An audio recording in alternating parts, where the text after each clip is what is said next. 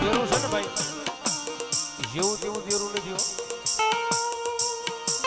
સૌદ શમશાનનો રાજા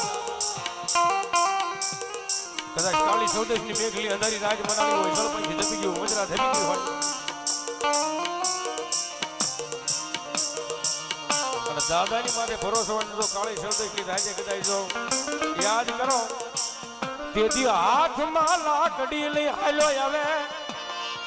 હવે મારા વાવડીના હિમાલયની ગોવાળી કરે મારો દાદો એકલવીર ઓલી ગોવાળી કરે મારા